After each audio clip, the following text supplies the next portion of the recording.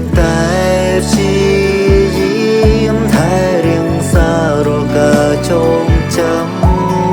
របស់បងហើយនឹងអូនស្នាមញញឹមរឿងកន្លងដែលបងមិនអាចបំភ្លេចបងតែងតែនឹកស្ងួនតែមិនដឹងគួរធ្វើដូចម្ដេចបានតាមអានអនុសាសន៍ក្នុងទំព័រហើយយំតិចតិចទឹកភ្នែកហូរស្រង់ដុំចប់ក្នុងសៀវភៅមានរឿងរ៉ាវជាច្រើនដែលយើងសរសេរទុកក្នុងសៀវភៅមានទាំងពាក្យក្នុងចិត្តនិងអនុសាសន៍ពេលមានអូននឹងវេលាកុំក្តៅមកយកវាមកអានសរសើររូបថតកល្យានដែលនៅជាស្ដីលេងមានពៅ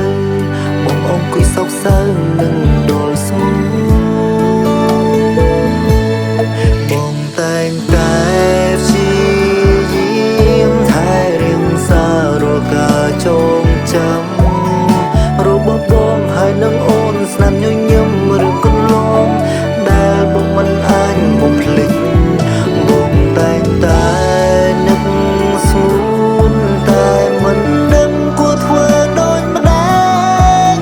បានតាមអានអនុសាសន៍ក្នុងទំព័រហើយយំតិចតិចទឹកភ្នែកហូរស្រង់ដុំចប់ក្នុងសៀវភៅ